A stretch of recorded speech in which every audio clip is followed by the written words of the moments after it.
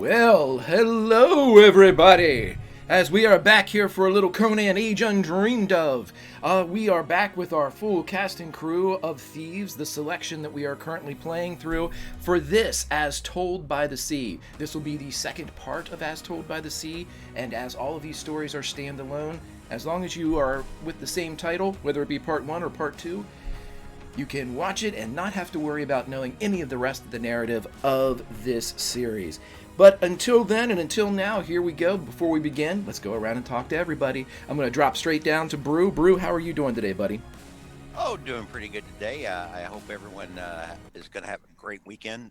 Looking forward to playing a little Conan today. And Zotoro, he is also ready. And I don't know what he'll be doing first. I don't know if he'll go to the sword or to the whip. Maybe both. We'll see. Okay, well, he has options. That's the good thing about this. He's got the sword, he's got the whip, he's got the ability to wield both. And so with that, he has a smorgasbord of violence that he can pick from. Okay, let us drop further down to the channel's very own smorgasbord of violence. Lauren, how are you doing today?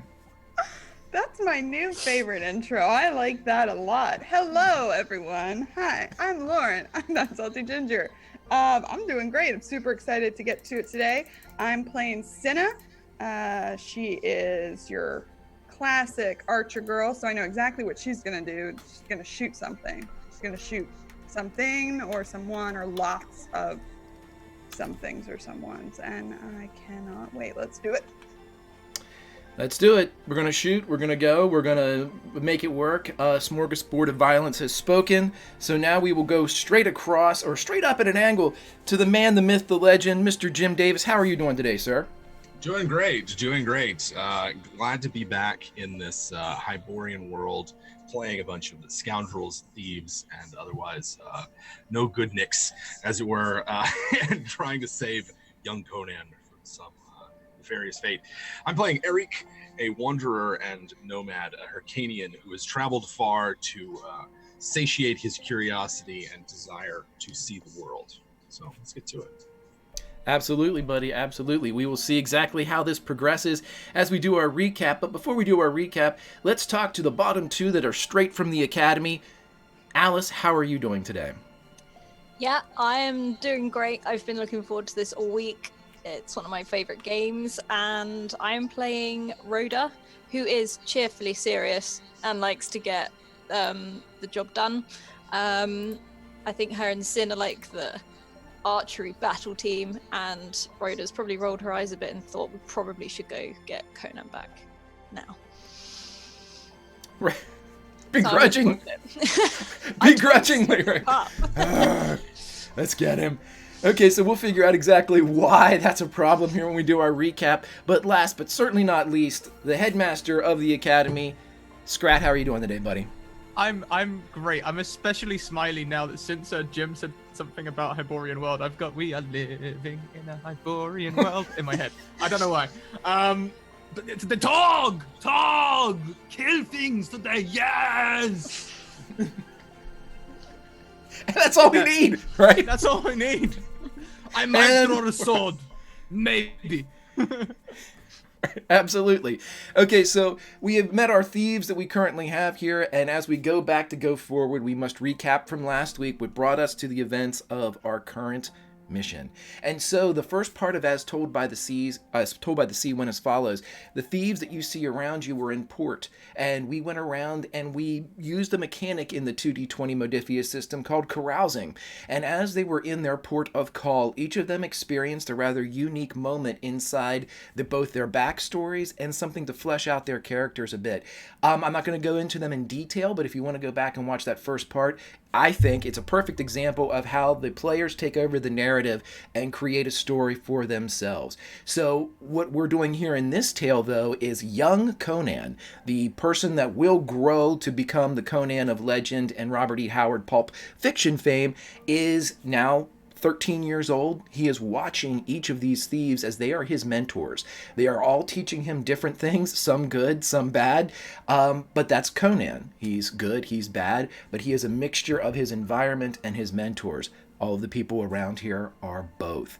And so as we go on with this, we find out that these thieves have been hired by a woman named Minerva to go to a pirate isle, and in this isle there is a oracle that she wants to consult. They're not sure exactly why she needs to get there until they are on the boat. And on the boat we again have some more carousing as rumors are heard, some of them befitting the current situation, many of them just simply things that sailors talk about that they too heard in port.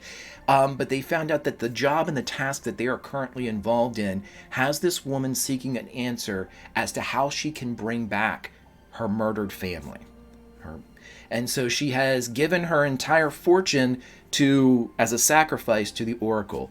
And from the sailors, they have learned that this oracle is not a benevolent whatever it is. It is demands sacrifice of something that the asker of the question loves, whether that be money, whether that be blood, whether that be horses, fortune, power, a sacrifice that will forever change the asker. And so we are now on the island, and when they arrived, the ship, the Bloody Mary that took them there, would not lay to port and instead stayed in the lagoon, sending them forward on a large outrigger craft, large enough to carry a Reek's horse, Skyfeet. And as they got to the stone jetty, an old man met them and simply said, "Stay on the path. They can't touch you if you're on the path." And as the thieves wound their way up to this small flat-topped island, when they got to the large flat top, they began to see people creeping out, skeletal. There were bones apparent of maybe these people that had passed away, and they were bleached white. And as these people crept forward, they began to misidentify Conan, thinking that to be a lost child. And then it was discovered that these were people that had come to consult the oracle, had made a sacrifice, or made a sacrifice that was not worthy, and are now trying to figure out how to generate another sacrifice so they can get more information or further describe a question that maybe wasn't answered to their liking.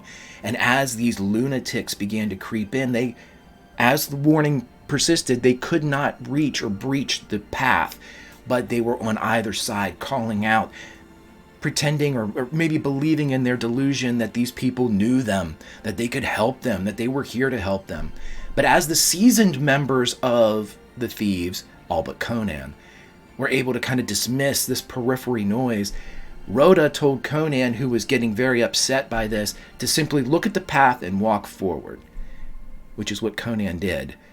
And unfortunately, he didn't see the snare that was hidden beneath the loose dirt, and as soon as his foot touched inside of it, it was yanked, and Conan was pulled into the mass of lunatics on either side, on the one side of the road. And that's where we pick up the action today, as we are not in combat yet, thieves, but you are witnessing Conan being dragged into the underbrush of humanity, as these legs and arms, skeletal in nature, reach down. It is also at this time that you guys see two horses approaching, and they are very, very dead. These horses have exposed bone on one side. None of their eyes are intact, but instead contain a low-lit glow from them. They are being born. Two of these skeletal people are riding them, but it's now becoming more and more apparent that there is no way that this group and this number of people could survive on what is essentially a barren island. And as you look around at the bones that are picked clean and the skeletal nature of the horses, many of you may begin to wonder what the true nature of these lunatics actually is. And now I will turn to you all, as I will ask you, thieves, you get the initiative in any battle round because this is 2d20 from Odysseus. But first I need to know what you want to do. Can we still see Conan being dragged, or has he disappeared? He has been taken from the path ahead of you, and he has been pulled into a mass of these people. So you can kind of see him because he's lower and their legs are so bony, but you see arms and legs reaching down to grab him, to pull him, to do whatever. They are making moves against him. You're not sure exactly what those are. Of course, you could let it continue to see what they're going to do to him. But yeah, totally up to you. Can we see around his foot, like the rope where the snare is?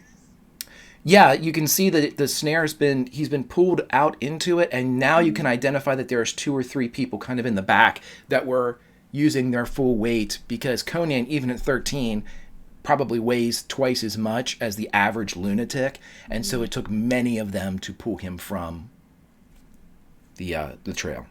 Okay. I think what Cinna would like to do is just shoot the rope so that they can't grab him. Shoot it somewhere close to him if she can see it, just so that they can't do the same thing again and keep pulling him deeper.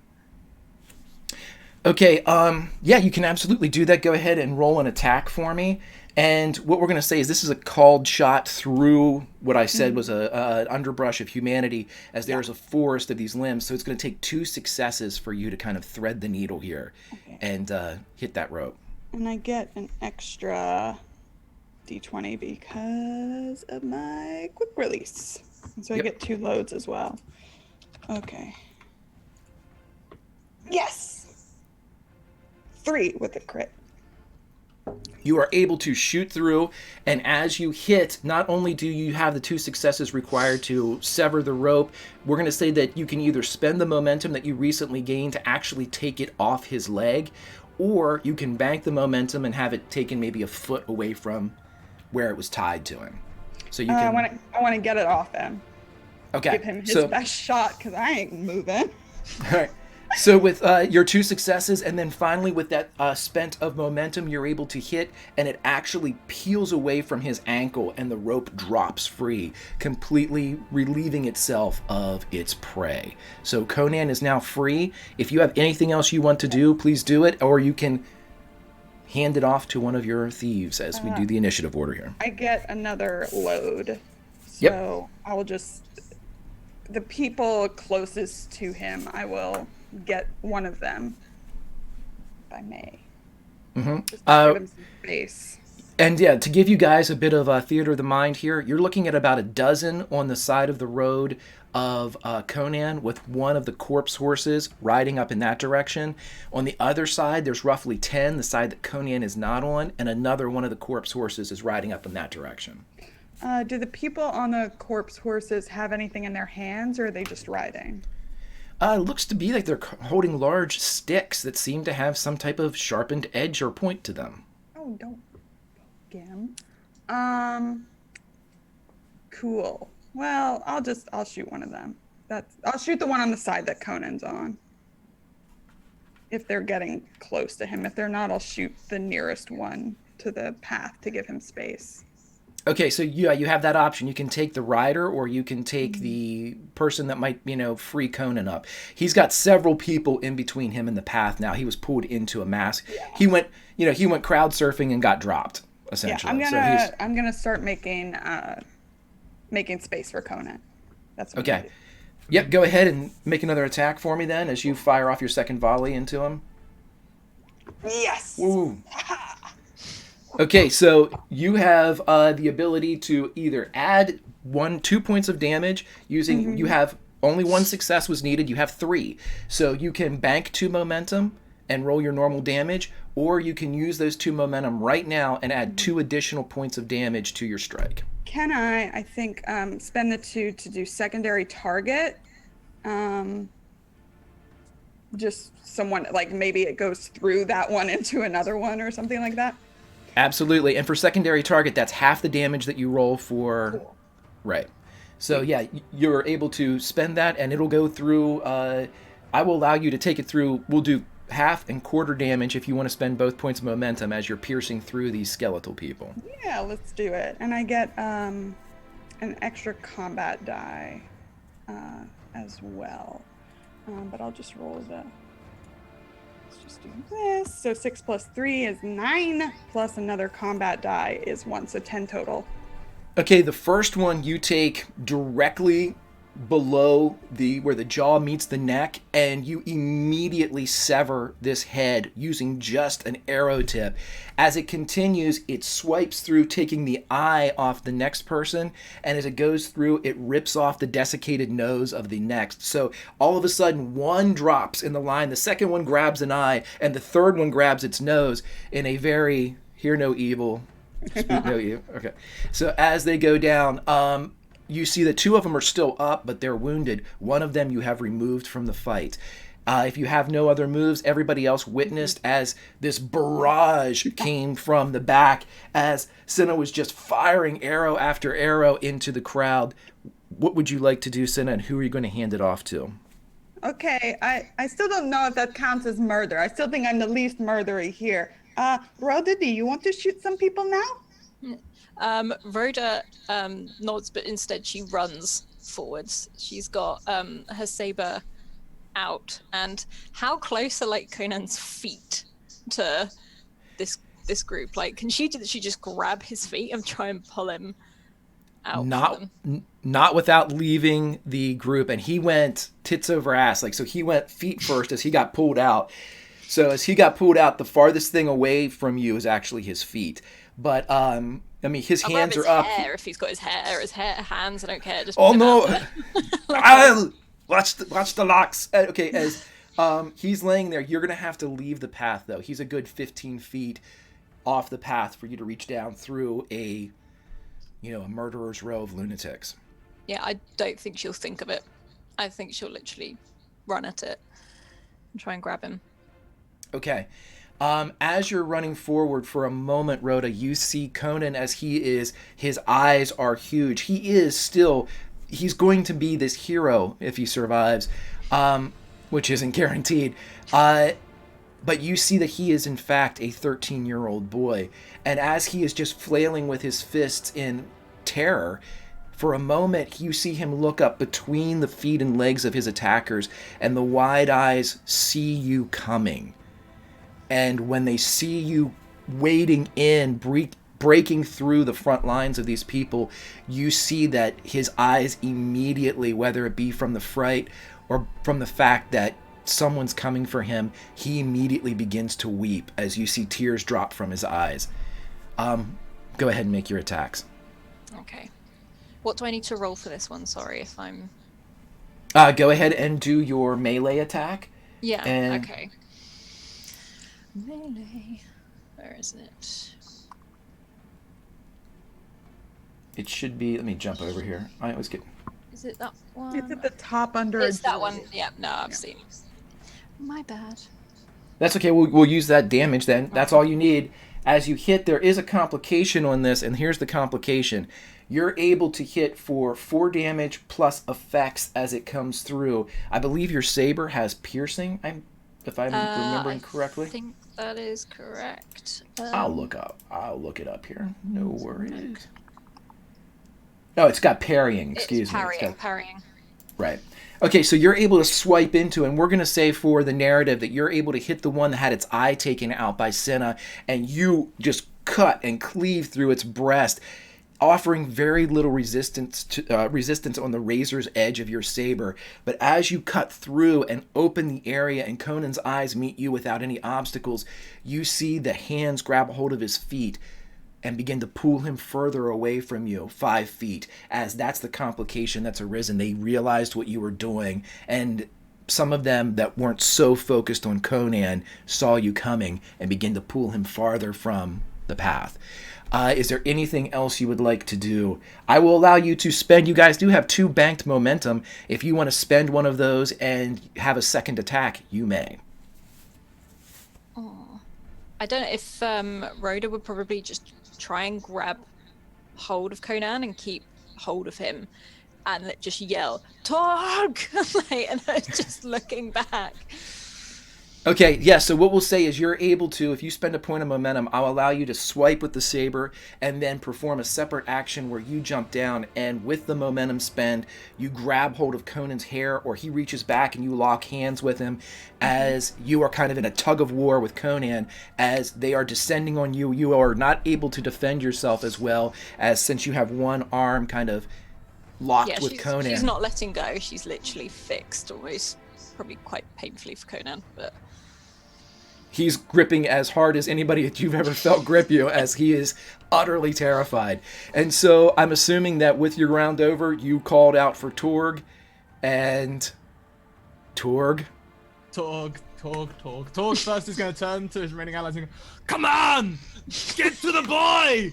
And I'm going to run in as fast as I can. Now, Rhoda, would you say that you're, like, bent over holding Conan? I'm almost, like, not laying down, Perfect. but I'm very close to the ground. Sort Perfect. of hoping that you will go over her rather than Oh, through don't worry. her. I'm a gunner. I'm gonna draw my two-handed sword as I run. I'm gonna use Rhoda's back as a boost and jump over and into the center of the group.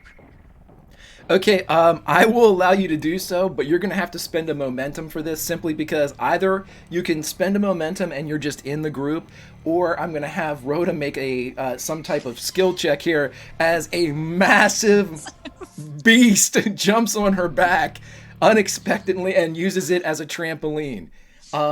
Hey, my money's on Rhoda, but I'm just saying that's not something that anyone can just not expect and then have it be okay. Up to Rhoda if you'd like to roll, or What am I rolling? Just what? There is no giant man jumps off of back. Right. We're gonna make you roll a.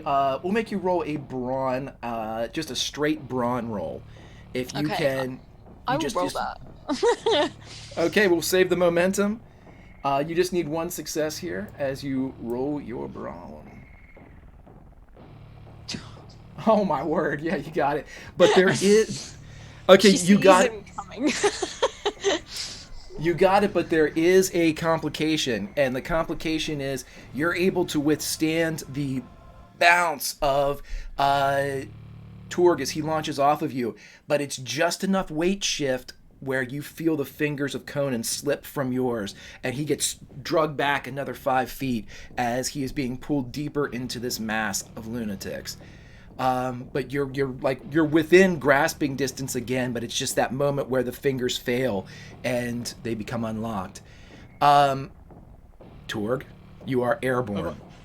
yes, airborne and heading for where Conan is going. I'd like to land, sword coming down in front of me, and take out as many as I can. It's a big sword. I'm sure I can hit more than one person. Okay, so yeah, you go ahead and land and go ahead and roll your first attack, and I will see exactly what Torg can do, because Torg in the middle of people is a nasty, nasty thing. Hang on, I know I've got that weapon here somewhere. There it is. Modifier to damage dice? No. Yeah, jeez.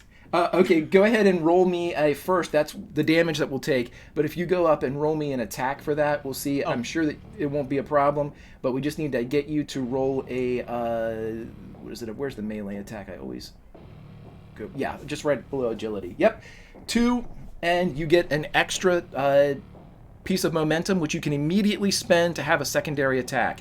I will let you know that the 8 with effect means that not only do you cut through it, but because your two-handed sword has the nasty, nasty, intense, and vicious 1 category on it, you cut through this person, taking them from basically like right breast all the way through their groin, and it pops out around their left leg as they just fall in half in front of Torg. You have another attack, sir, as they begin to maybe stupidly go around you. This heavily? If I'm near enough to Conan, what I'd like to do, and I'm willing to spend fortune or anything for this, is I want to pick up Conan,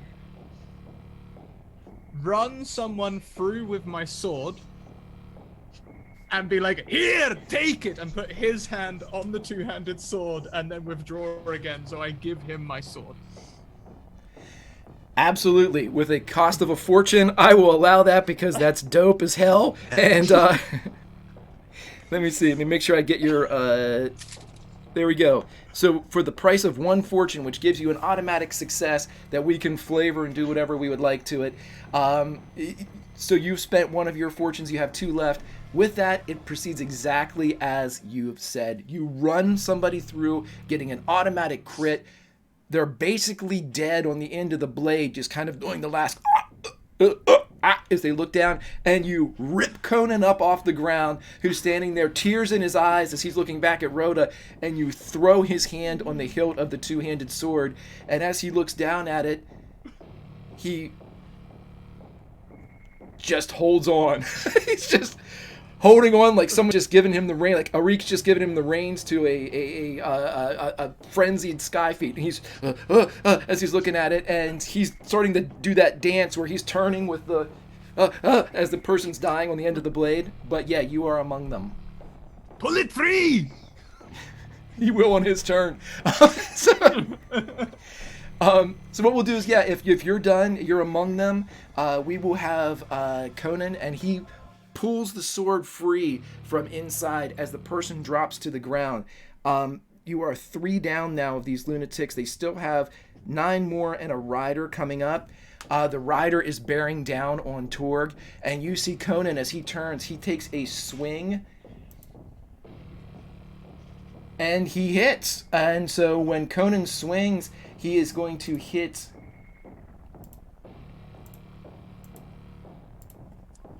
You see Conan take the right arm off of the enemy closest to you at about the elbow, and as he cuts through, he brings it to the ground, and despite the frenzy that's happening around you, you see his eyes as he looks up, and there's a smile through these tears as he sees that he just used the sword of Torg, and he was able to do something with it. And so this 13-year-old boy carrying this massive, almost like Final Fantasy looking sword for him, was able to do something with it and cut through the right arm. And you can see that he is extremely proud of himself and that he was able to do that in front of you and Rhoda, who's coming up behind him, and everybody, but you two with the closest proximity.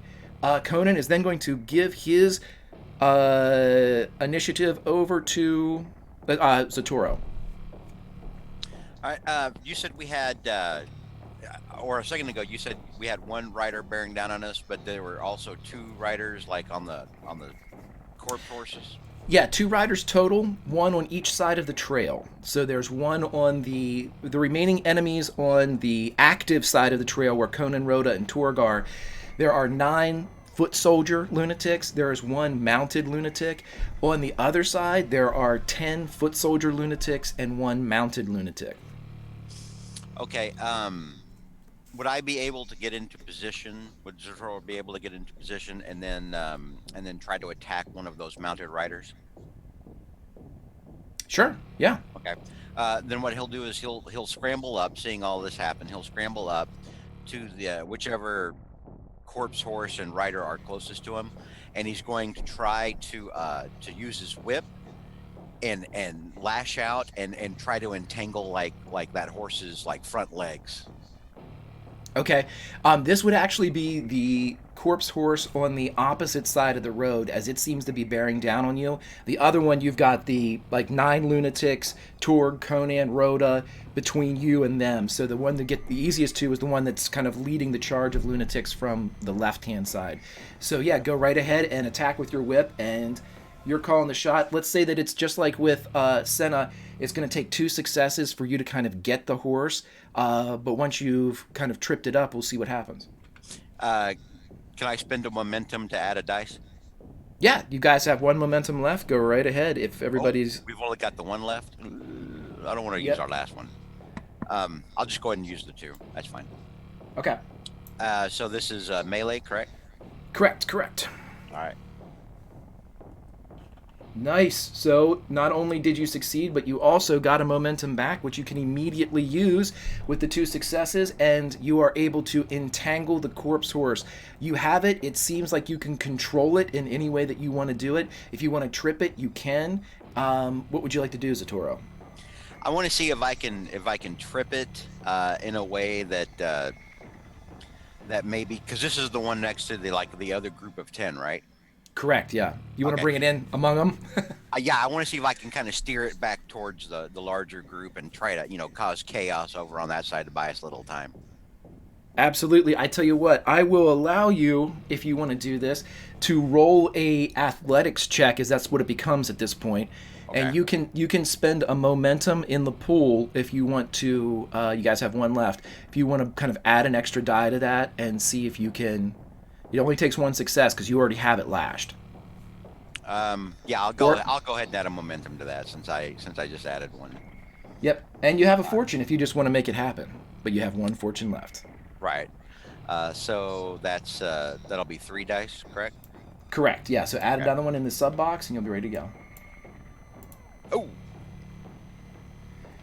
Okay, so what this basically means is Zatoro did not succeed, and he had 2 of the dice gave him complications. The complication, while 2 is actually 1, as you try to do this, but the horse somehow is able to break free of a portion of the whip's control and drags you off the trail.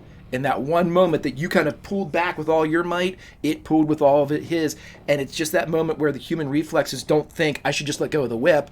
You just are holding on as hard as you can, and you get yanked off into the group on the other side of the road.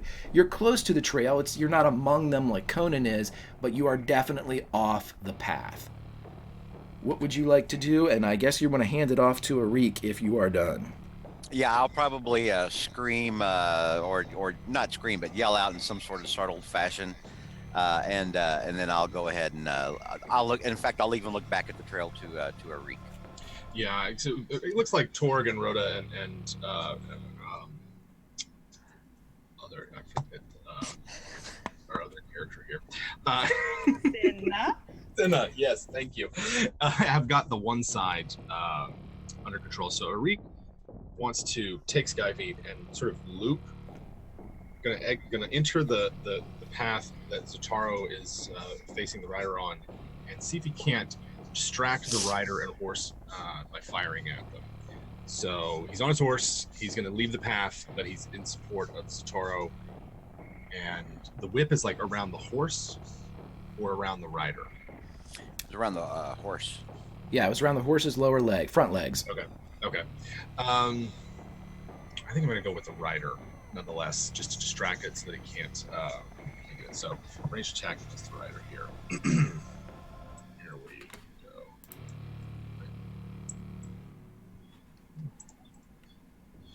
Ah, Two. perfect. There Yeah, we so go. and one of those is a crit, so you are able to. Yep, so you have 2 momentum to spend here. You can either add damage, give yourself a second attack, or bank the momentum. There's more things, but I'll let you know if you. I think I'm just gonna add damage to it and see if I can't just get one good shot off on this and to distract it. So Absolutely. 2 damage on that, and then I can re-roll one of those damage dice because of my accurate talent here. So Nice. there we go. That would be nice to be able to re-roll those. Oh wait, it's that. Okay, so that's a 1+ effect. And your effect for that is, give me 1 second. I'll jump over there and look, Arik, as I want to make sure I get it right. No. But I think your effect is vicious, which is going to be real nice here. Okay. No, you've got volley. So you're doing the same thing that Senna is doing. So you can actually go to a different target if you'd like to. Well, then I'll go for the horse as well. And Yeah. We'll just get both of them. We'll get both of them. Okay, so what you're able to do here is, with this volley as it goes through and hits with this damage and with the effects that are currently in play, as you pierce through the rider, it pins the rider and pierces into the horse, and you see it kind of moving like old theater curtains as it just kind of flaps against the side of this desiccated. Dust comes up where you hit the side of this corpse. It flashes through the meat of both rider and ridden, and as it pops through the other side, whatever it happened in between the leg of the rider and the other leg of the rider causes the horse to pitch forward, and what would have been a pull of Zatoro further into the mass ends at about 5 feet. He is close enough for you to grab if you want to pull him back onto the path. Yeah, let's get him up on Skyfeet, and if I still have any still have any movement left, we'll get back onto the path. Yep, and I will say, because there was momentum spent there, you are able to fire off, and in lieu of like a volley that would have proceeded through a couple more people, we're going to use that kind of garnered momentum. You reach down, you scoop up Zatoro, pull him onto the back of the horse, and you guys are able to kind of sidestep back onto the path. All right. There we go. Okay, now we've got the enemy. As everyone seems to close around Torg, we are going to say that Torg and Conan are going to draw 5 of the attackers, and we are going to have Rhoda draw 4 of the attackers. So the first 3 are going at Torg. Hit, miss, miss. The next 2 on Conan. Hit, hit, and the final 3 on Rhoda.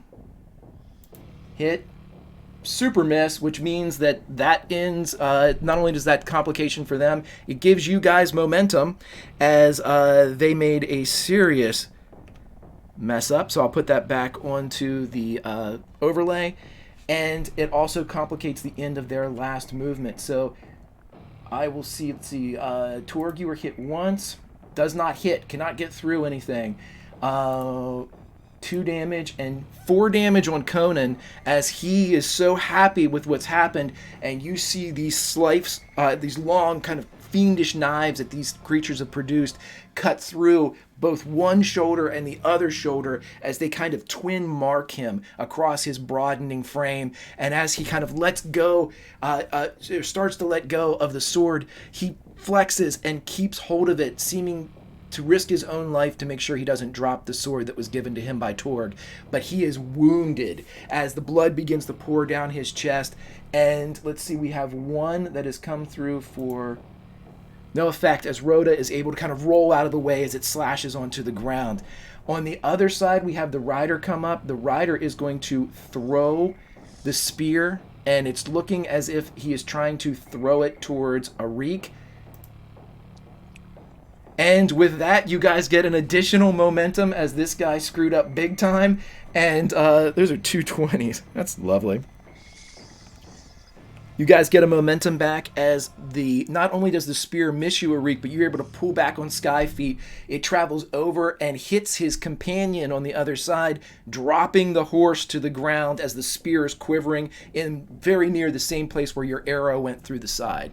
And so we now go back to the top of the order as Senna, you are seeing chaos happen on both sides of the road. But it really looks like Arik's got a handle on the left-hand side. The other side, though, it's looking more and more like a blender, and you see Conan bleeding. Ugh. Can we just get back on the path? And I'm going to keep clearing the way for Conan. Get back on the path! And just shoot people around Conan. Okay, so yeah, you're able to do so as you did before. No called shots this time, so just 1 success for you, Lauren. Cool. Oh, I forgot I had accurate too. So I'm trying to 2 successes on the first, and I'll just roll the other attack. 2 successes on the second. Okay, so you can bleed those over into additional hits if you would like. If you're going to try to pepper 4 of them with arrows, you can do so with volley. Yeah, I want to do that. That sounds fun. Okay, and then I get. Okay, just for narrative purposes, you're like a fucking machine gun with these things. I mean, those are that's like Legolas speed. I was gonna say, has Sin been drinking? Because she looks a little Legolas. No, I'm just in a very bad mood all of a sudden. Like, Rhoda stopped almost ago. Oh, hi, Rhoda. Hello. Yeah, so first damage plus an extra combat die, so that's 10 again. And then for the second one, it's 10 plus, so 11 on the second.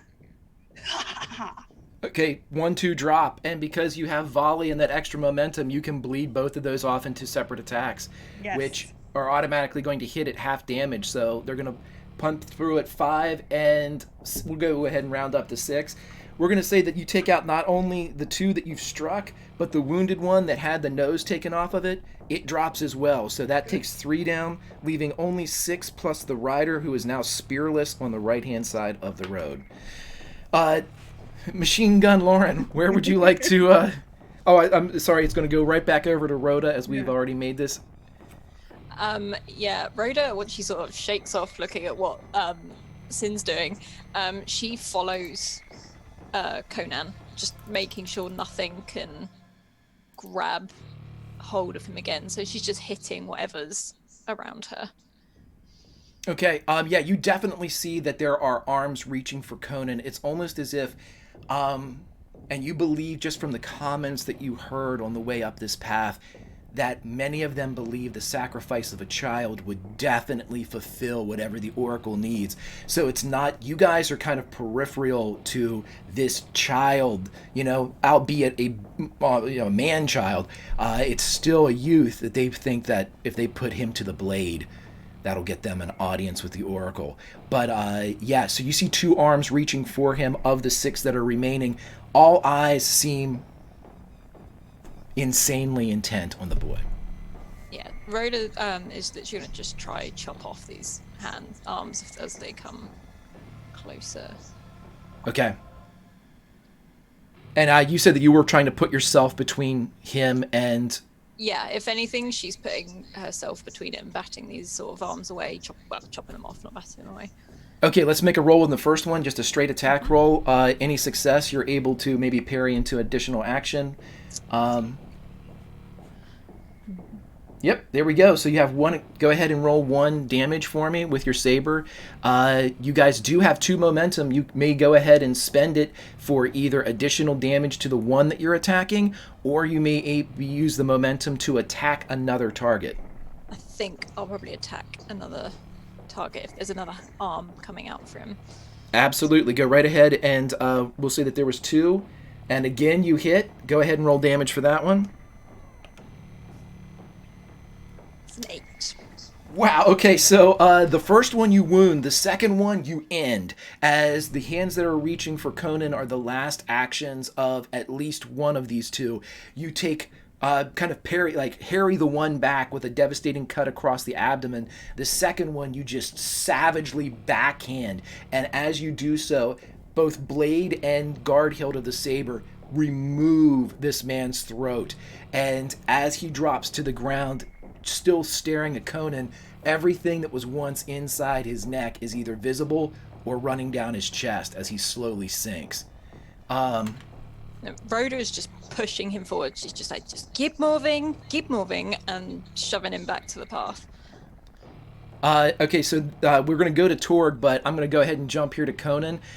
Conan is listening, and he is moving back, bleeding and dragging the 2-handed sword along the ground, refusing to let go of it.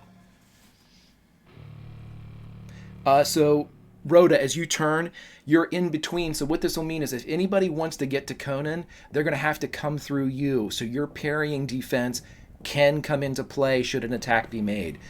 Torg, you are surrounded by a mere 4 of these warriors as you see... At this point, the spearless rider is among them, though. So you have 4 on the ground, and the horse kind of barrels right up to you. It looks as if he's trying to run you over. Oh, I'm just going to punch that horse straight in the face. There it is. I turn, see the horse coming, and bang. Okay, so I will let you know this. You have got momentum if you want to add a die to the attack, but you've got fortune if you want to just... I don't think I'm going to need it. I've just read my skills. I've got so many melee skills. Let's see how this goes. Okay. 1 with an effect, so with a negative that comes into play. Go ahead and roll me, what do we say Torg's unarmed attack was? It's, roll me with your advantage. It's 6 combat dice. I'll go ahead and roll those real quick for you so we can... Okay. So now I've got no mercy, so I may re-roll any attack dice which I don't think are good up to 3. I've got 3 melee things, so I can re-roll them zeros. Okay, so as you strike the corpse horse's face, you deal 9 damage to this already desiccated creature as its skull turns into powder as you punch, and it literally puffs as if it was made of chalk, or you were clapping erasers back in the 50s or 60s. You hit with an almost comical explosion, and the now headless horse drops pitching rider over top of you. The complication that you receive, though, is the rider is going to clip you with their foot as they go over in a defense that does not take any of your soak damage. So we'll see if it actually gets through the hard head of Torg as we roll. Yes, it'll do 2 damage to Torg as it kind of clips him right in the temple as it flips over top of you. The rider goes over the path and to the other side, landing close to where his companion's horse has fallen. Do I have enough momentum to grab him instead of him going across the path? If you want to spend a fortune, you can get hit and grab him if you'd like, but it's going to take or I'll let you spend the momentum that's in there to do a bonus action and attempt to grab him, which would require a roll. I'll roll it. If it works, it works. I don't think it's worth a fortune, but if it works, it'll be epic. Okay. What do I need to roll? Go ahead and roll me. Let's do this straight up with coordination. So either roll me a straight coordination roll. Yeah, coordination. Okay, just straight coordination. Mm-hmm.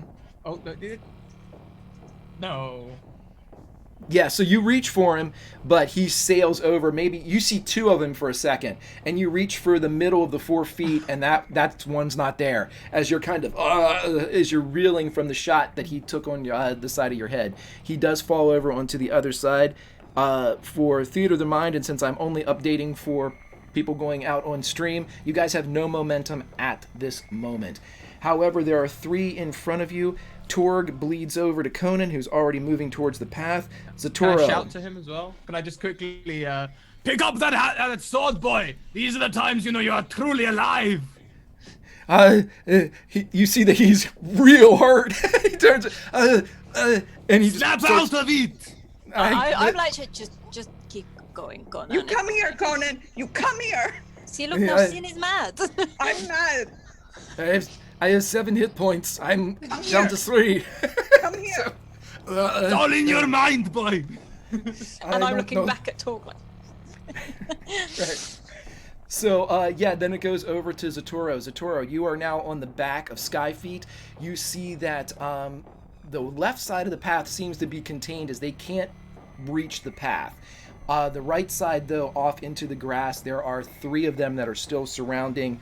there are 4 of them that are still surrounding Torg and Rhoda, and they seem to continue to be advancing as Conan is slowly pulling himself towards the path.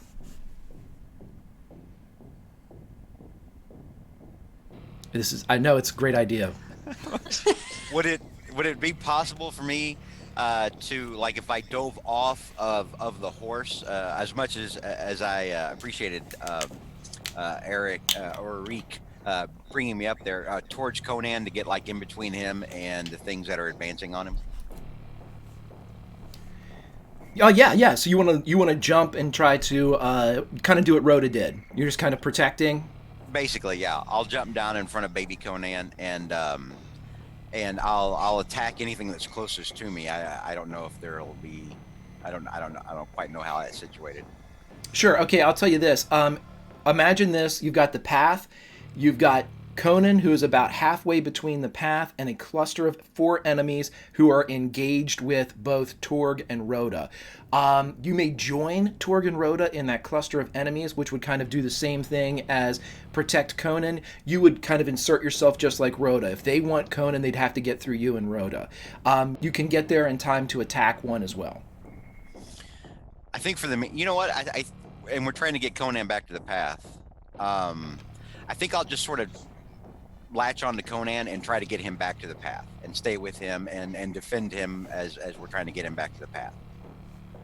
Okay, so as you get closer, Zatoro, you realize as soon as you get to the boy that he is in a bad way. He is barely conscious as he's kind of looking wild-eyed at everybody, looking back at Torg, yelling him, seeing Rhoda as she's inserted herself, being the first to have run in. He's kind of reaching back for Rhoda as if for a moment you think he's going to turn around and try to go back and help. And as soon as he kind of turns around to move back to help, your hand drops onto his shoulder away from the wound, and you begin to direct him forcefully towards the path. He does not resist. And I'll tell him as I'm dragging him along, and I see him trying to reach out, and I'll start dragging him back. And Zatoro says, Conan, one day you will die, but today is not that day. Come, we must get back to the path. He looks back at Torg and Rhoda and then looks up at you and just kind of nods. You realize that his lips are gray at this point. His face is white, as he is just stumbling and following your guide and voice in all matters at this point. So, Zatoro, you have control of Conan as his free will has gone the way of shock. I've secured the package. You've secured the package. Yeah, right. Okay, so that leaves Arik as we drop into the Horseman. So we've got our most everybody's on the other one side of the path. They're fighting these enemies, and Zatoro's just secured Conan. Does it look like the enemies on the other side of the path? They're not able to leave the grass, are they? Like correct. Okay. Arik, you will notice that several of them seem to be producing ropes, lassos, one whip. It looks as if they've got fishing implements that they're going to try to start dragging people off the path if given the chance. They don't seem to be quite ready for it. You'd think it'd probably be a round or two before these new arrivals could get something fashioned. Okay, then I'm going to shoot the closest one that is preparing a lasso or something like that, just to let them know that they're not going to get away with it. So I will, let's see, ranged weapon here. There we go. Nice. Yeah, okay, so that's what a crit, yeah. It's a crit. It gives you an extra, anytime you see that green box, that is an extra momentum piece. So you have not only a hit, but a momentum to do with for a second attack, additional damage, or anything else you might want to flavor here that I think is okay. I think I'm going to go with an extra attack and get like 2 of them rapid shots. So the first damage then is, let's see, it's going to be 1 plus an effect. I guess the green and the red on the damage dice is throwing me off, I think. So it's a good, the red on damage is good, yes? Correct, yes. Okay. So that's the first one. And you can re-roll those first 2 on it that were zeros. Right. Yeah, that's true. I can re-roll. Yeah, I can re-roll one of those because I only have 1 ranged weapon talent. So and that's what roll what D20. Yeah, just go D6, and I will be able to give you. I actually have the combat dice. If you want me to, I have the macro. I can just hit. Go ahead. There you go. You got an attack that does an extra bit of damage there, so excellent. That bumps it up. And yeah, so your effect too with that is, I believe, volley. So not only can you hit, again, you can hit somebody behind for half damage. So you do 2 to the person that's coming up with the lasso, and 1 to the person behind it as the arrow kind of skips off a jaw and thuds into like the meat of a bicep, as you're just kind of firing into a mass of people. Firing into a mass, yeah. And then that with my then the second attack then is going to be for a different target, and that looks like just a 2 there. So. And you get another momentum there as well to use for damage if you would like. I'm going to do that with damage, and then here we go. Boom, another effect, and then if I get a reroll, I'll reroll one of those. Yep, so you get 2 damage plus the momentum you used for a third. We'll say that this second fire that it goes through with the volley effect, you just kind of pepper the same area as the person that was coming up with the lasso kind of lets the one go past his jaw, and when he turns back around, you nail the lasso to his shoulder as he's as trying to pull the rope off. And it goes back and clips the other guy behind him. You seem to have them thinking now as they realize the other side of the road is not looking so bueno, and even lunatics aren't that crazy. But as they look over, we still do have 4 of them, and we're going to take 2 and 2 as they attack Torg for a hit and a miss, and 2 of them attack Rhoda for a hit and a super miss with a momentum. But with their 1 hit and the kind of enemies that they are, you have the parry skill with your saber, which means they do not hit you as you divert the first attack. So Rhoda expertly kind of parries out of the way with the saber attack. You guys get a momentum back. We go back up to the top of the initiative order. I will roll damage for... no damage, as Torg is among them, but only a kick to his temple was the thing that seemed to drop him so far. But we go back up to the top. Senna, you see 4 of them are still on there. Cool. Is Conan back on the path yet, or are you still walking? Zatoro seems to have secured the package to the point where at the next round you will be on the path. Okay. just shake my head a little, and then I'm going to shoot the ones that are going after Torg and Rhoda. Okay, machine gun, let's see what you got. I don't know. 3 successes, and then I'll do the other one to hopefully get some momentum. Yes! Well, first off, you needed 2 successes. You received 2 additional momentum on your first strike. You needed 1 success. You received 3 additional momentum on the second strike. So here's what we're going to say. Rhoda and Torg, as you guys are sitting there with these wounded guys all around you, all of a sudden feathered shafts just pepper the 4 that are in between you. And with a drop, you are standing in the dying mass of these skeletal bodies as Senna is able to clear the field, flip the table, drop the king of the opposing enemy, and the right side is clear. I turn over my shoulder and look at the others. Are you sure you want to do this?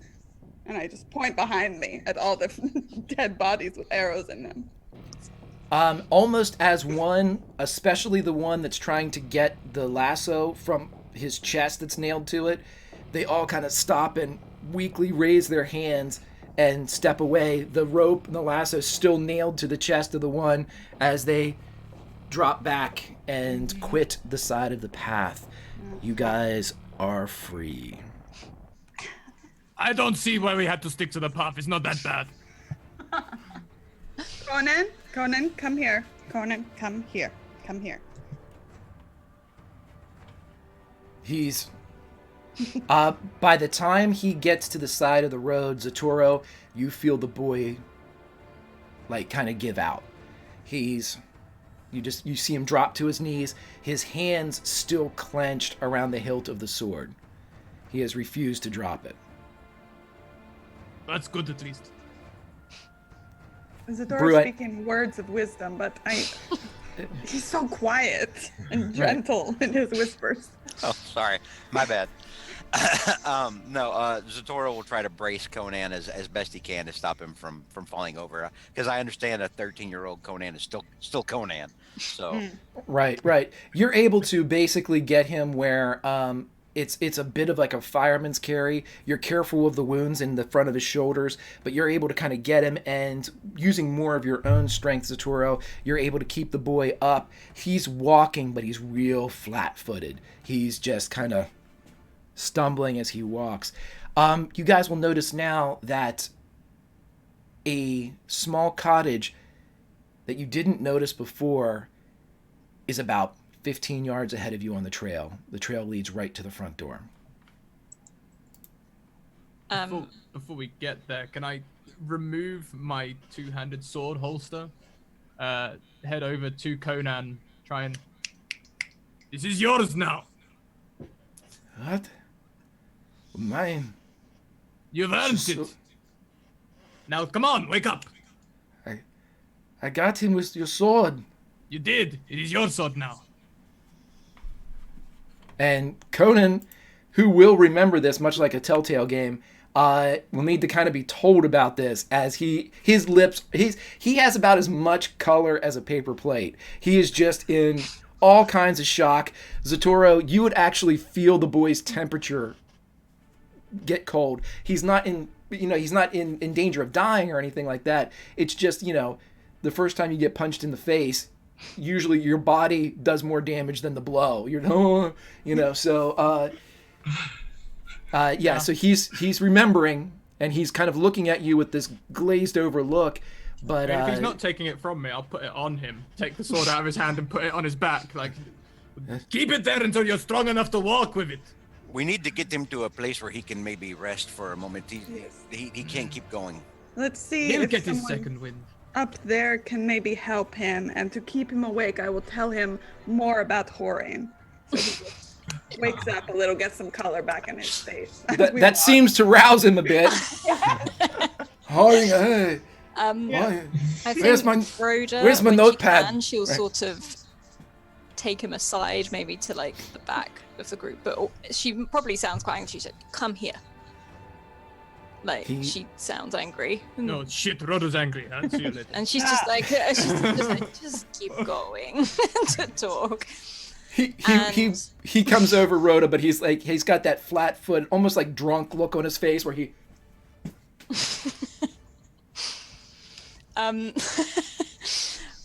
When he does, if Rhoda sort of looks until the others are maybe out of hearing distance, and she sits him down if there's like a rock or something, and she pulls her scarf off, and I'm guessing like he's got tears like in dirt from where he was crying, and her face loses the anger, and she takes out her scarf and starts just wiping his face with her scarf. She's like, Conan, you need to listen.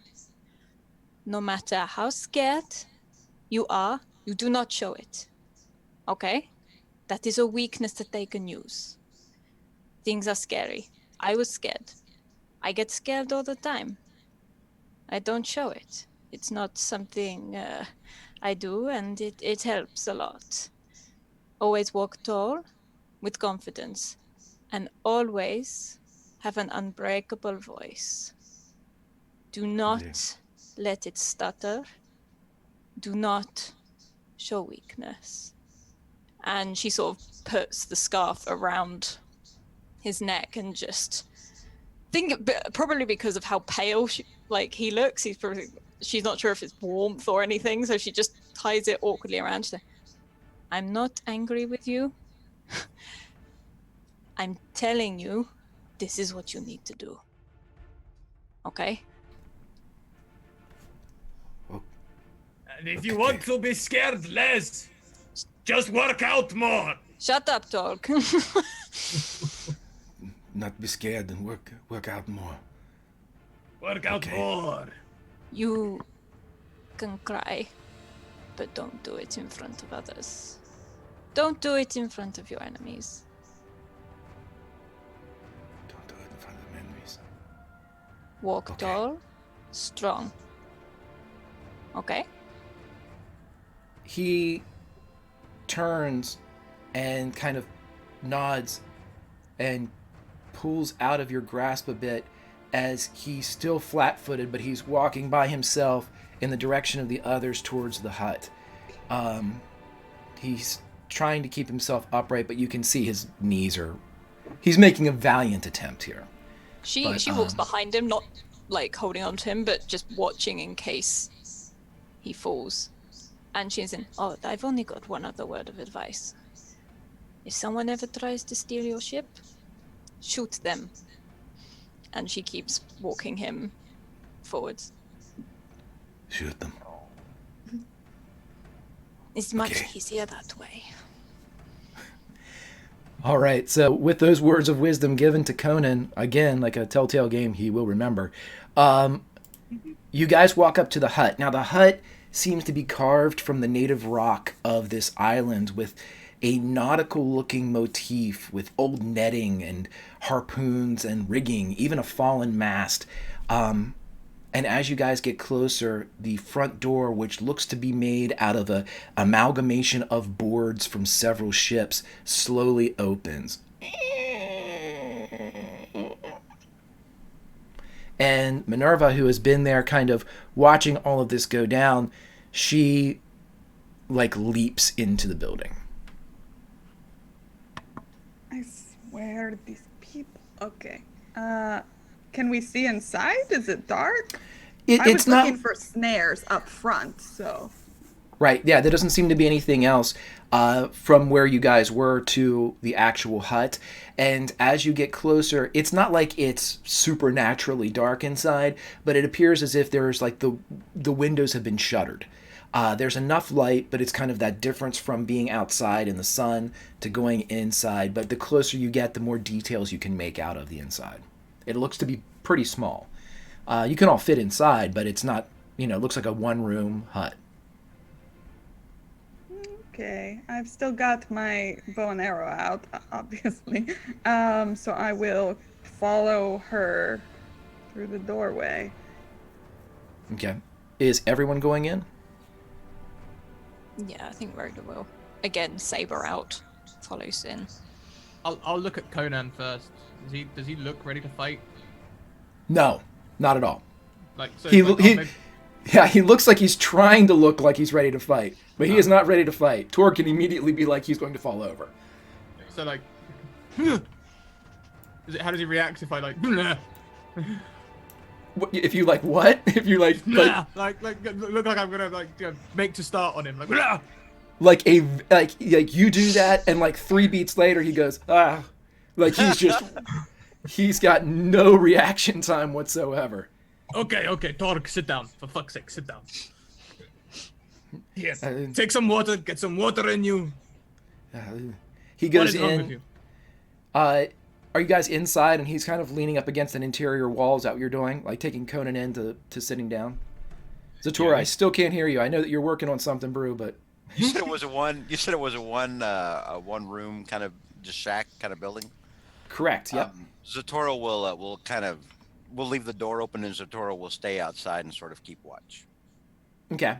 So yeah, you're to be kind of on the path and keeping watch. You can be like right in the doorway if that helps. Okay. So as you guys walk into the interior of this hut, you see Minerva as she kind of moves towards the far wall opposite the door.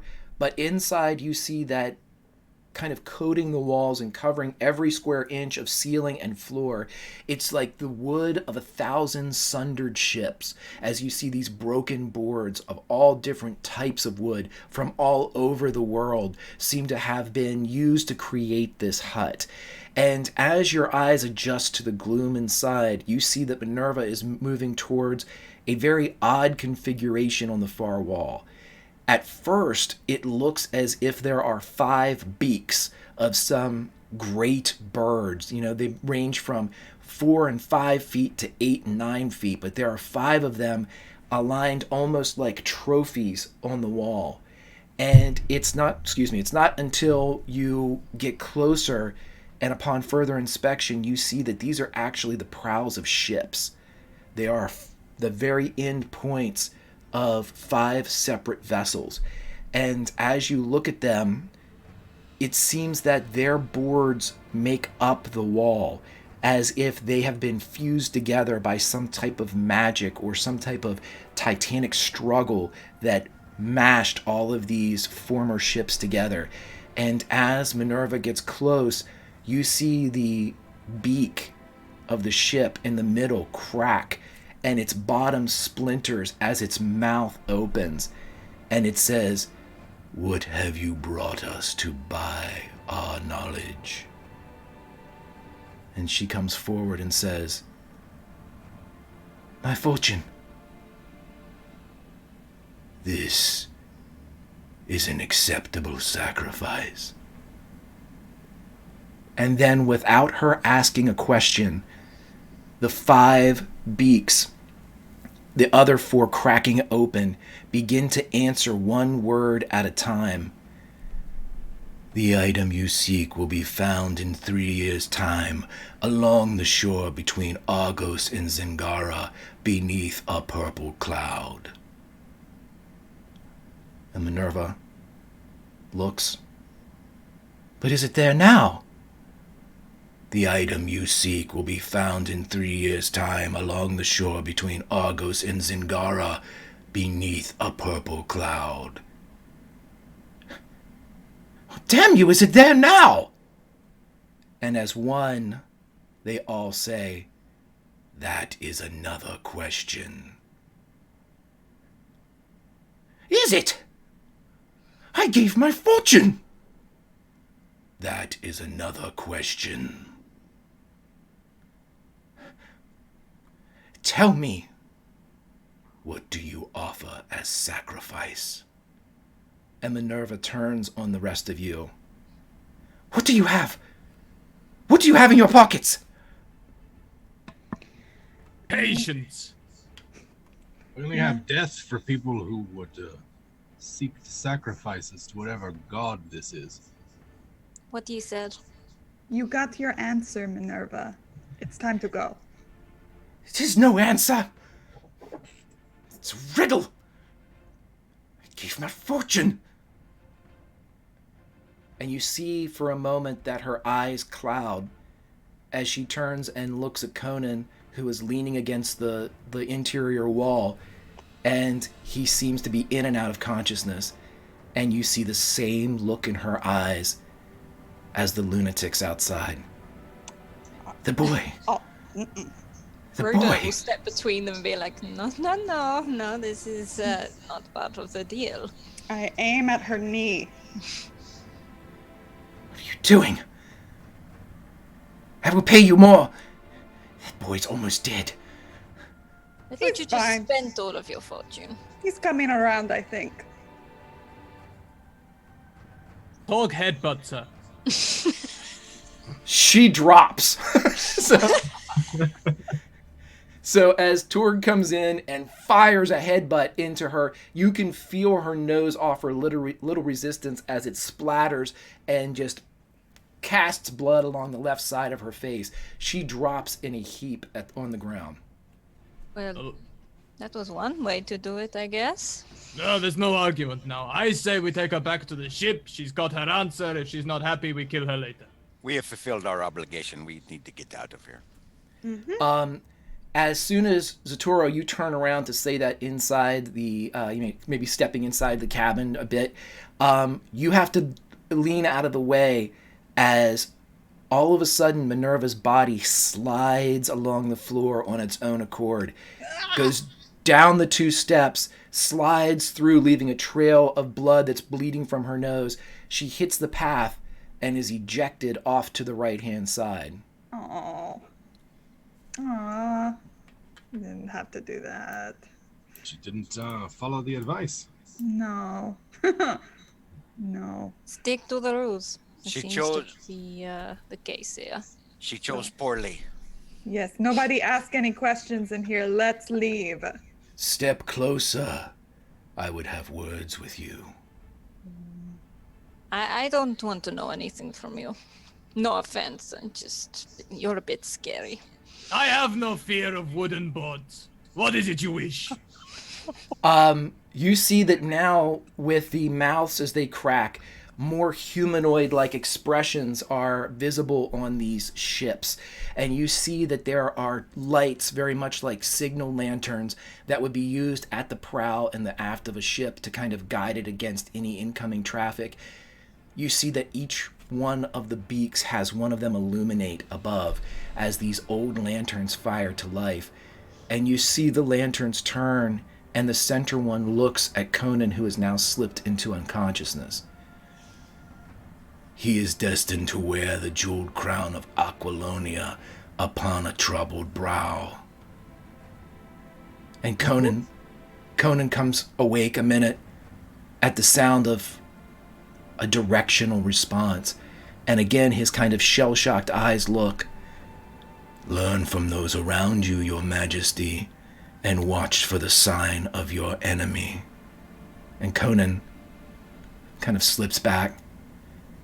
And just from the interior of the wall, the beak in the center turns and looks at Zatoro. You shall find your fortune and your death upon the waves. It is a good death, one sung by the sailors of sea and sky. It is your teachings and gold that will help the boy on the throne. And from there it turns and looks at Cinna. The boy that would be king watches you fiercely. There will come a day when Conan will attempt to sacrifice himself for you. On that day, he will finally find you, the one from whom you run. And when he does, either you or Conan will leave this world. He turns towards Arik. You wander but have not found. That will soon change. You and Skyfeet will lead the charge from beyond, the first to ever break the veil, and the only being that ever will. He turns to Torg. The boy seeks to be you, look like you. You have taught the boy much. You have taught the boy all you can save how to die. You have no sons left. He turns to Rhoda. The boy that will be king thinks of you and those to come as family, but it is you he sees as his mother. He will hold your teachings above all others, and you have time for one last lesson. And then all of the lights turn and look at all of you. If given the chance to live, Conan defines this age. He prevents a great evil from entering the world, but that evil is not easily denied. Time is a tool for this being, and they will seek your destruction along with his. And the gazes again shift towards Conan. The world writes and weaves, but you control the pen and thread. I see the kindest possibility, but there are limitless numbers of darker stories and tapestries. And a loud, supernatural quake rumbles the entire island. And the oracles all turn, each light except the center going off as they return to an inanimate form. And the center, as its light dims, says, "They're here. Goodbye." And again, a quake splits. And beneath your feet, a crack runs through the center of the hut, and a huge gap wrenches and sunders the entire place as bits of these old frames of ships drop into the recently formed crevice. On one side is Rhoda and Torg. On the other side is the rest of the party. And with the rumble and with the movement, Conan's eyes flutter open. And Rhoda, you see him reach out as you begin to be swept away 10, 20, 30, 40, 50, 60 feet as this huge crevice opens. And the hut simply falls to the side of both parties. And before you, Senna, Zatoro, Arik, as you are looking towards what would have been the back wall of the hut, which is now gone, you see a creature maybe 100 feet tall. It looks like a frog with leathery tendrils that look almost like a beard as its mouth opens impossibly wide and its eyes, maybe 15, 20 feet in diameter, loll and roll, squint and focus on the boy that would be king at your feet. And he begins to walk toward. Torg and Rhoda. Yep. Quick question. Was our boat named by chance the Wave Chopper? It was not. It was the Bloody Mary. Oh, damn. Okay. Get to the Mary!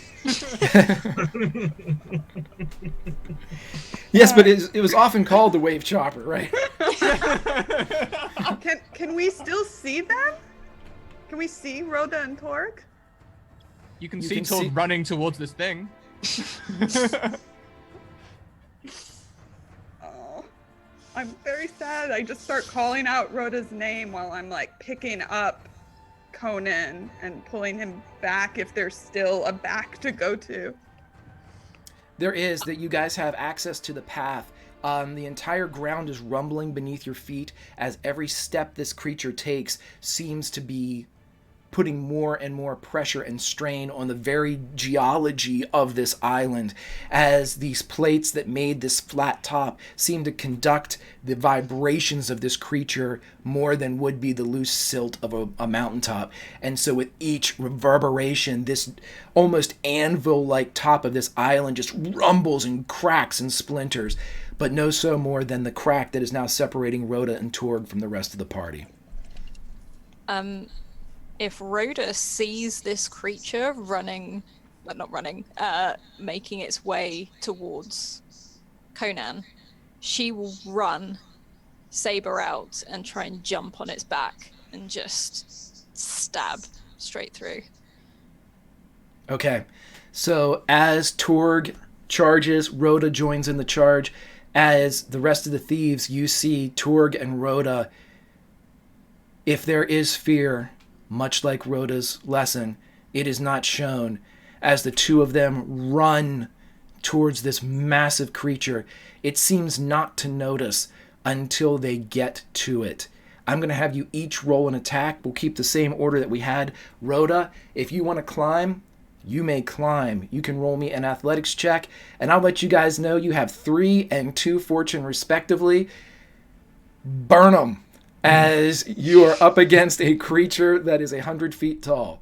So if you want to use them, now is the most appropriate time, as the rest of you have the option to descend upon the trail. I'm going to roll a straight athletics. Everyone sees Rhoda jump, and using the saber begins to make the trek up the 25-30 feet to the waist of the creature.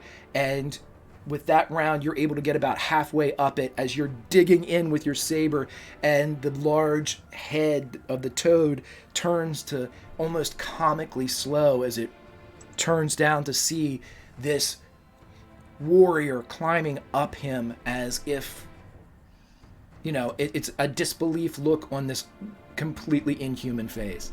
As it turns to look at her, she'll make eye contact and just twist her sword into it.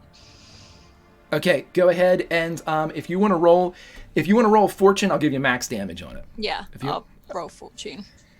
Okay, so with the fortune spend, you're able to do 10 points of damage as you dig it in and twist with it, immediately giving this thing 2 wounds as you hit whatever in its hip would cause the most pain, whatever nerve cluster exists in this great beast. And those of you bearing witness across the gorge, you hear the as this sound begins to emanate and croak from this beast as it yells off, and the stones react to the throaty bellow of this beast. And Rhoda, you're able to hold on, and when you meet its eyes and it meets yours, you know you have its attention. Torg? Okay. Torg is going to take his chieftain's great axe in one hand. It's a 2-handed weapon, but he doesn't give a shit. And he's going to take his hatchet too. As he runs towards this creature, he's going to shout, "Look after that sword, boy! It's my favorite weapon!"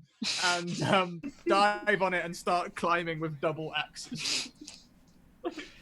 Okay, I'll give you the same thing. You can roll athletics, or you can roll use a fortune to do whatever you want to do. As I roll fortune, can I do that to get all the way up to its face? Absolutely. I want to be sitting on its snout. I want to be climbing all the way up and sitting on its snout.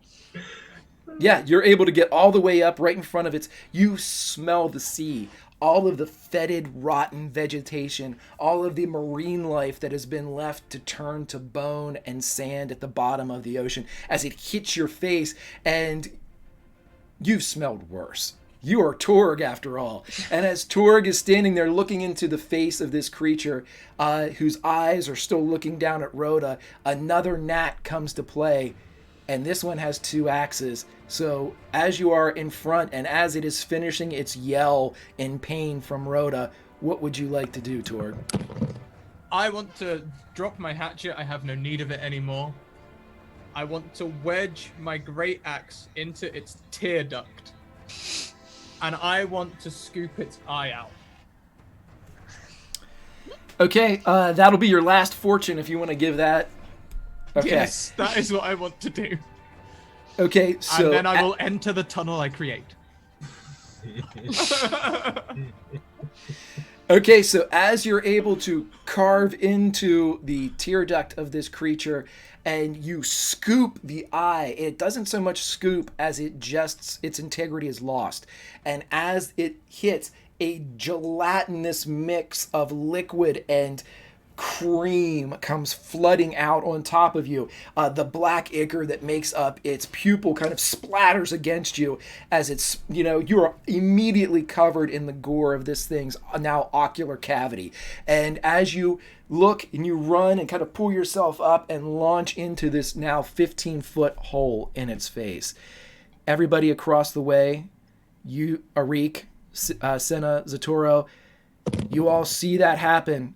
And you see Conan as he reaches his weak hand out and says, "No!" But he does not cry. Like, Rhoda, get him out of here! Arik's gonna scoop Conan up and just fly down the path on sky feet, keeping one hand on Conan, sort of laid across the front of the saddle, and Zatoro and Cinna are going to have to make their own way back to the boat. We're used to it. Before we go, I want to fire once, not really trying to hit it, but trying to get something to Rhoda. Like I pull something off of my neck. It's like a necklace, like a wooden necklace, and I want to try and shoot it toward her so that she can grab it. If you spend a fortune, I will allow you to do so. Take it. Take it. Okay. So as the machine gun becomes a sniper, you're able to make this incredible shot as Rhoda, you're in the hip of this creature, and right in front of your face, you see an arrow sink in, and before it is the wooden amulet as described.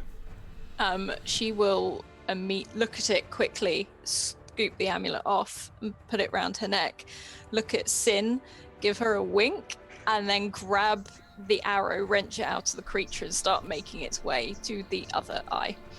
And then I run. And Zatoro?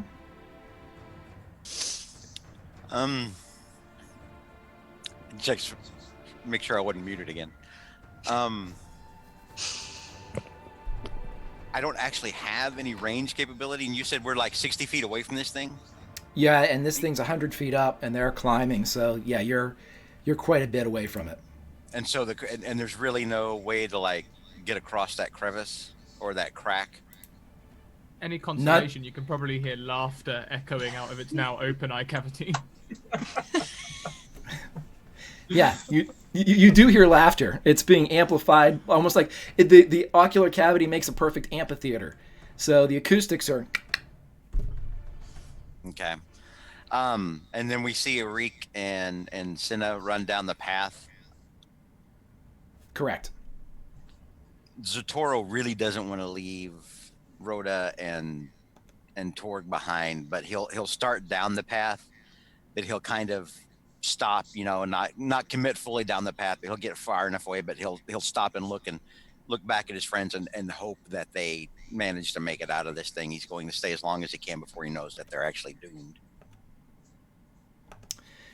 So, with the last to bear witness, as Conan is taken away by Arik and Skyfeet, and as the gift is bestowed by Cinna to Rhoda, the pirate Zatoro is the last to bear witness as Rhoda climbs to the face of the creature, begins her own assault of its other eye, and the creature roars, and you see a brilliant white light explode around the creature. It swirls and pitches. The laughter stops. And when the light fades, no one is attacking the eye.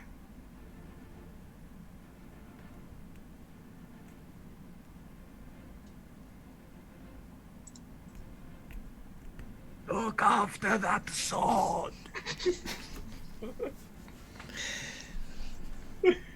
You see that it begins to move towards you, Zatoro. Oh, I'll get the hell out of there so fast. Yeah, I'll run. Feet don't fail me now. Get out! Yeah. As you all retreat back down to the Bloody Mary, you are able to make it in the ship. The sea is very turbulent here, as the creature, much like its size, turning the island into more of a hill than anything else. By the time you guys get back to the Bloody Mary, you see it starting to peek over the side as if looking to negotiate its way down. The old man that was at the bottom of the path by the stone jetty is nowhere to be seen. The lunatics are nowhere to be seen. As you get back out to the Bloody Mary, the one thing that you do see is the ship that you had identified as approaching when you were going up to the island is off to the side, and on its decking are several robed figures. They all appear dead, as they are hung in various forms of crucifixion. Anybody that is familiar with the death cults of this area, and I won't make you roll this, I'm going to give it to you. This seems to be a boat of sacrifice, of summoning, and it was sent here for one purpose, to bring forth the creature that's on the island. And as it sits there, lapping and kind of brushing against the rocks and against the coral reefs that would sunder a ship eventually. It is a death ship. It has done its job, and the creature tries to look to see in which direction it can get to the Bloody Mary. But you all are able to set sail, and the captain gets you away. And as we pull back from the scene, and as you all look, we flash forward 20 years. And on the top of a ziggurat in a dark jungle, Conan, now in his early 30s, a broad two-handed sword strapped to his back, fires a bow from the very point of this ziggurat as black beasts are dropped by the shafts as he fires one after the other, much like the machine gun that he had witnessed in his youth. And it's to her that he thinks, but he also thinks of the other that wielded the weapon, the one that told him to stand tall, the one that told him to never cry when in front of an enemy. And as the bowstring goes off and the last of the dark beasts fall, learning a very, very valuable lesson between claw and fang and bow, he does let a tear fall as he stares off and says, "Crom, you are a quiet god, but I know you appreciate battle. I offer these sacrifices," and he points to all the fallen creatures, "for your blessing, but I wish not the blessing for myself, but for my mother Rhoda. This was done with her weapon, and it is by her hand that this sacrifice has been made. Crom, my god, I pray to you, find her in Valhalla, and give her the laurels of this victory. And if it pleases you, Crom, tell her son looks towards the day when they feast together again." And as the scene pulls back, and as Conan, who would be king, continues his adventures, we travel to another place. A place with beautiful fields, a perpetual twilight, and two figures walking to the perfect campsite. We see Torg and Rhoda as they begin the pleasant task of setting a camp to fire.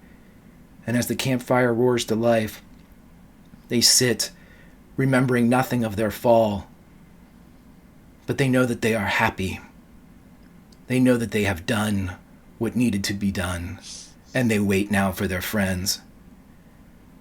And Torg, as you sit and look at Rhoda, the lips, the prayer to Crom on Conan's lips, you see a gold laurel thread braid itself in Rhoda's hair. It curls down and touches her shoulder. And the two of you are at peace. And that is where we will end this session of Conan, Age Undreamed Of.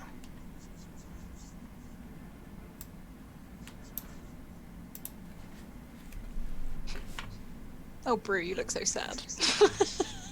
I am sad. Torg kills like half the stuff. What are we gonna do now? We're screwed.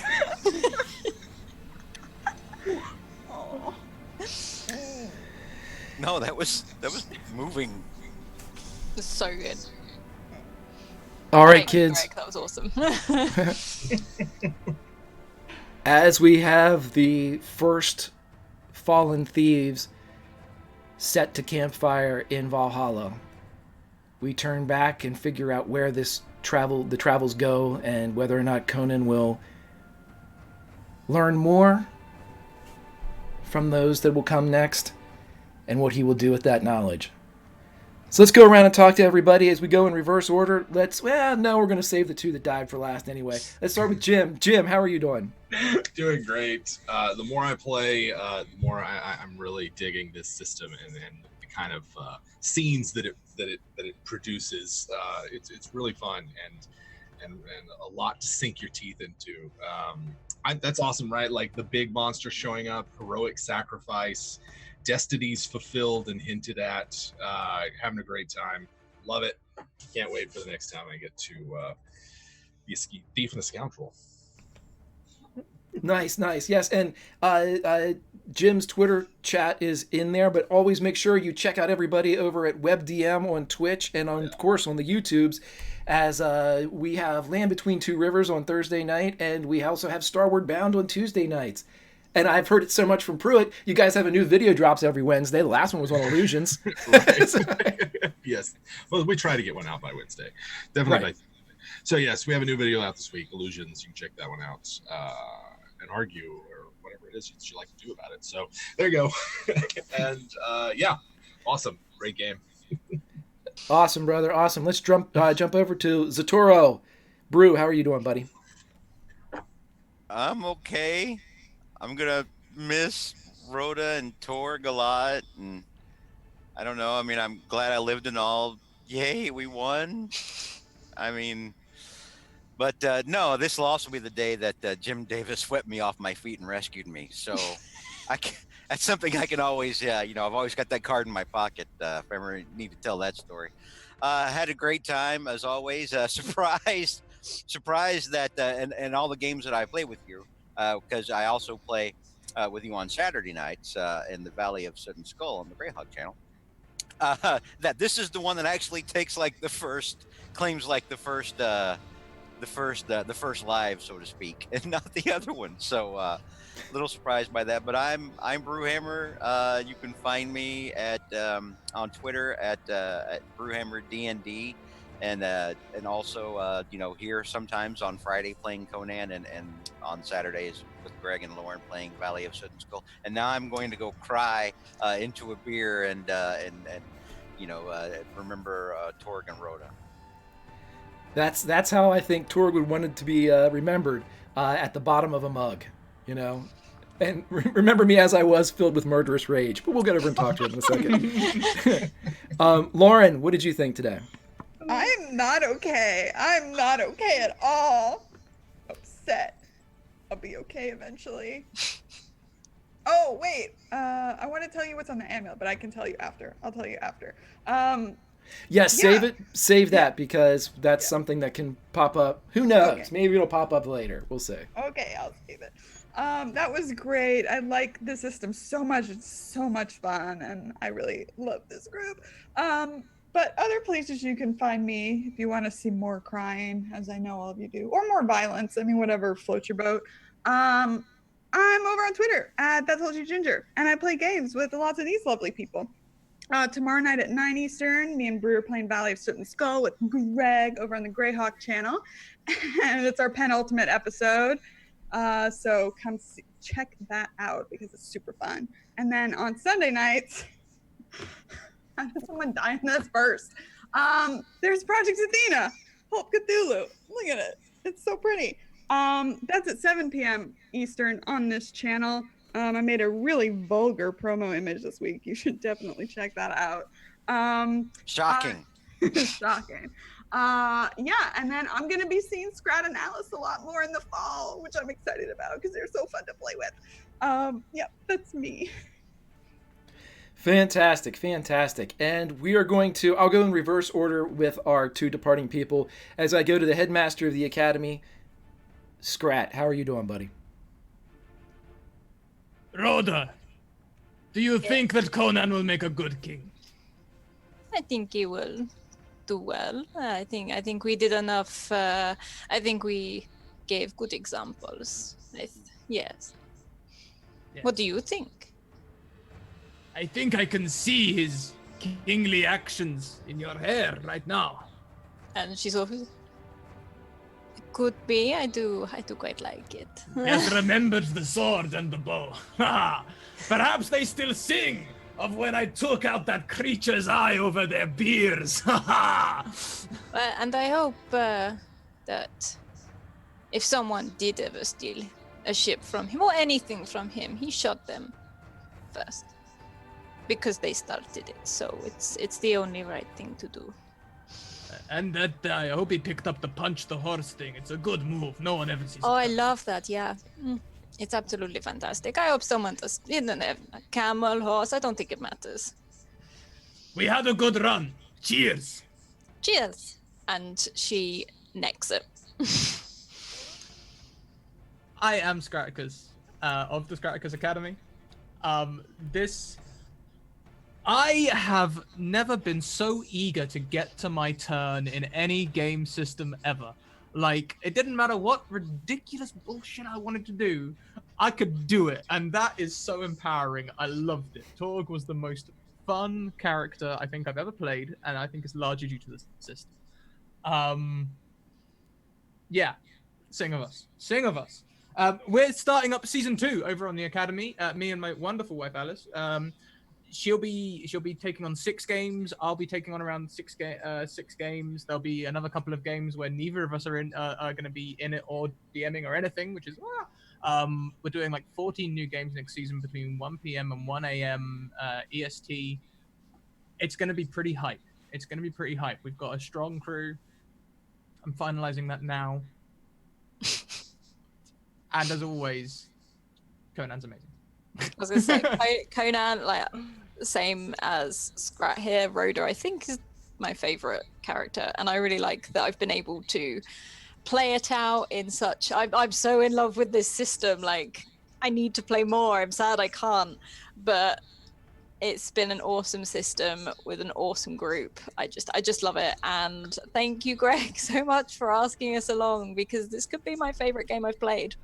I think it is. So seconded. I love it. So much, I love it. Thank you so much. Oh, thank you guys. You guys are the absolute best. Everybody, go over and follow both of them on Twitter. Go become a member and enroll in the Academy, because it is a place of not only D&D role-playing learning, but a place of inclusion and safety, which is what we need in these troubling, assholic times that we live in. So make sure you go and follow all these people, because, well, with the exception of Brew, he's sometimes an ass. I'm joking. Everybody's fantastic. Please follow them up. It's always good to surround yourself with nice people, and that helps out in the long run.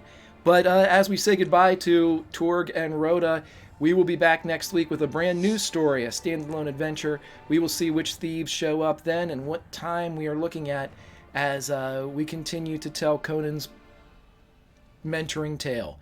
But until then, we do have Firefly coming up in just a few minutes, and this Firefly is a special one, as we have a guest star by the name of Wise Papa Grant, as Grant Ellis, the bad boy himself, will be joining us as Adelaide Niska. So he is going to be one of the most vile people in the verse, and our PCs have to go up against him. So let's say your prayers for them. I will shut the stream down for a second and then immediately come back up and go to a countdown screen as we get ready for a little Firefly. But until then, say goodbye to these wonderful people. They're the best. I'm going to show you some more that are great. Let's have some fun, and we'll see you next week.